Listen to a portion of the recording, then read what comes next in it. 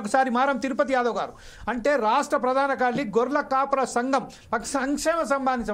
సంక్షేమ సంఘాన్ని ఏదైతే ఉన్నారో మన తిరుపతి యాదవ్ గారి దగ్గరికి వెళ్దాం.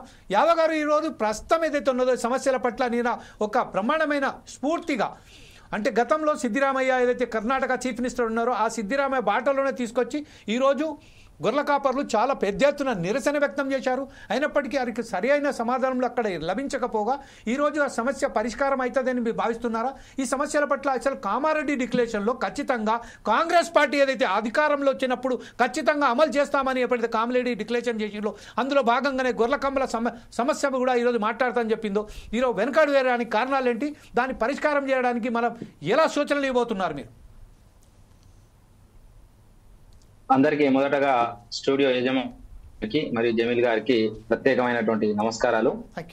అట్లాగే ఈ చర్చలో పాల్గొనడానికి వచ్చిన మరి మా జేఏసీ అధ్యక్షులు పొచ్చబోయిన శ్రీహరి యాదవ్ గారికి, అలాగే మన అరుణ్ కుమార్ గారికి, అలాగే మా గంటరాములన్న గారికి కూడా ప్రత్యేకంగా ధన్యవాదాలు తెలియజేస్తూ నమస్కారాలు తెలియజేస్తూ మరి ఈ స్టూడియో ఈ యొక్క మంచి చర్చ నిన్ననే ఒక కార్యక్రమం వినూత్నమైనటువంటి కార్యక్రమానికి మరి గొర్రెల కాపర్ల సంక్షేమ సంఘం పూనుకొని ఇలా దేశంలోనే అరే పలానా కాంగ్రెస్ పార్టీ ఆఫీస్ కు గొర్రెలు వచ్చి నిరసన చెప్పినయి అనే ఒక సందేశాన్ని రాహుల్ గాంధీ మరి యాదవ కుర్మలు మరి గొర్రెల కాపర్లు ఇచ్చినట్టయింది.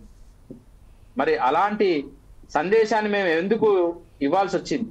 మరి మా గోసే కాకుండా మా గోసనే పట్టించుకుంటలేరు, లాస్ట్ కు మాకు అందించేటువంటి మందులు కానీ మరి మా గోస కూడా పట్టించుకుంటలేరు అని చెప్పేసి మీకేమో నోరస్తలేదు మా గురించి చెప్పడానికి.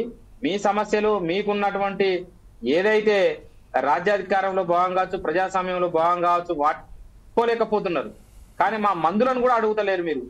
మాకు సంబంధించినటువంటి సమస్యలను కూడా మీరు పట్టించుకుంటలేరు. మేమైనా గాంధీ భవన్కి వచ్చి మేము చెప్పుకుంటామని చెప్పేసి మా గొర్రెలు మేకలు రావడం నిజంగా కూడా ఒక్కసారి సభ్య సమాజం మనకు మనంగానే ఒక ఆలోచనకు రావాలి.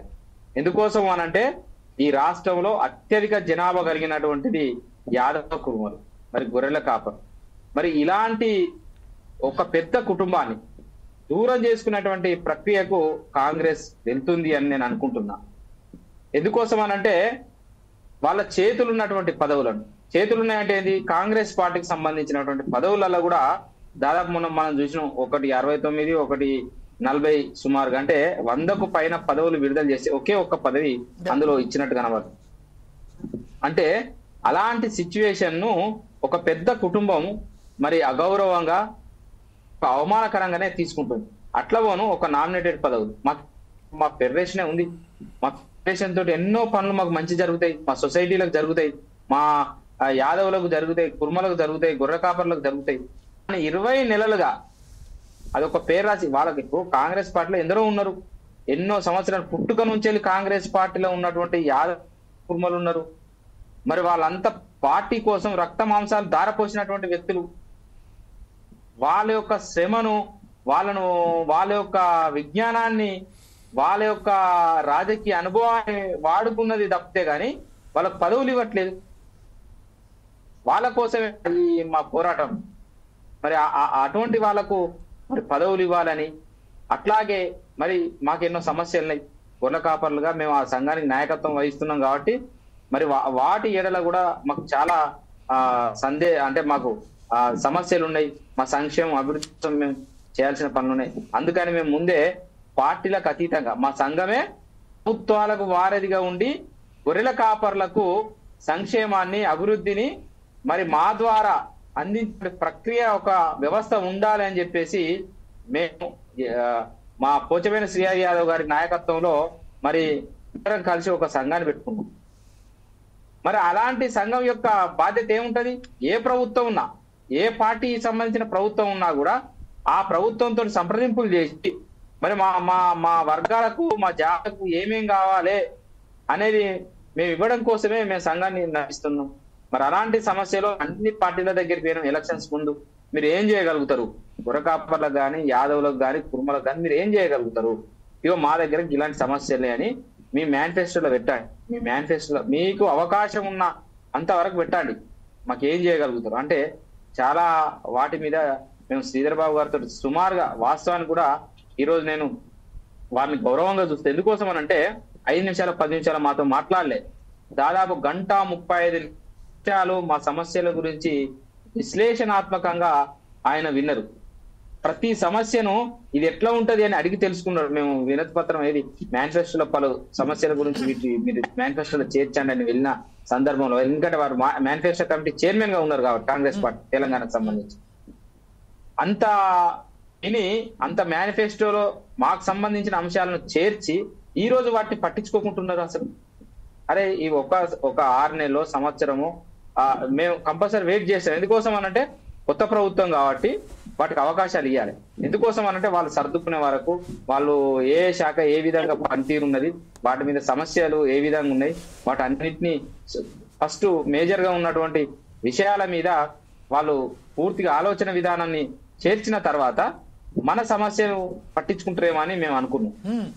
కానీ మా సమస్యను అసలు అవకాశంగానే తీసుకోకుండా అసలు మాకు మేము అసలు ఈ తెలంగాణలో ఉన్నామా లేవా అనే సందర్భాన్ని వాళ్ళు తెలియపరుస్తున్నట్టు కనబడుతుంది అది.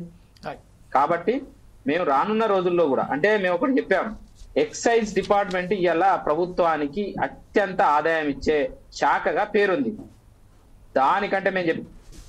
దానికంటే పశుసంవర్ధక శాఖ 3 రెట్ల ఆదాయాన్ని ఇచ్చేటువంటి వినూత్నమైనటువంటి ప్రణాళికలు మా గొర్రెల కాపర్ల సంక్షేమ సంఘం దగ్గర ఉన్నాయి. వీటిని అప్లై చేయండి. ఇది గొర్రె కాపర్లకే కాదు, యావత్ తెలంగాణకే ఆదాయవరణగా ఉండేటువంటి శాఖగా తీర్చిదిద్దేటువంటి అవకాశాలు ఈ ప్రభుత్వానికి ఉన్నాయి. గత ప్రభుత్వంలో కొన్ని చేయలేకపోవచ్చు, కానీ ఈ ప్రభుత్వం ఇట్లా మా ప్రణాళికలను మాకున్న వ్యూహం అంటే ఏదైతే మా సిద్ధాంతాలకు సంబంధించినవి ఉన్నాయో వాటిని మేము మీకు చర్చకు పెడతాం. మేము పెద్దపల్లిలో ఇటు సిద్దిపేటలో వాటిని కొంత ప్రయోగాత్మకంగా కూడా మేము ప్రాక్టికల్ గా కూడా మేము అప్లై చేసి ఉన్నాం, సక్సెస్ అయినాం. కానీ దీన్ని రాష్ట్ర చేయండి అని చెప్పేసి నాకు తెలిసి మా గొర్రెకాపర సంఘం నుంచి 129 లేఖలు ఈ ప్రభుత్వం రాసింది. ఇప్పటి వరకు 439 లేఖలు అంటే గత ప్రభుత్వాన్ని కావచ్చు ఈ ప్రభుత్వం 430 లేఖలు రాసిన చరిత్ర కూడా మరి మా జీకేసెస్ సంబంధించి ఉన్నది. మరి ఈ చర్చలో అవకాశం ఉన్నటువంటి అంశాన్ని పెట్టిరు. నిజంగా కూడా మీకు మా జాతి తరఫున నిజంగా మీకు చెప్పి నమస్కరిస్తే, ఎందుకంటే ఈ రకంగానైనా కానీ ప్రభుత్వం దృష్టికి పోవాలని నేను ఖచ్చితంగా తిరుపతి యాదవ్ గారు మరొకసారి మీ వద్దకు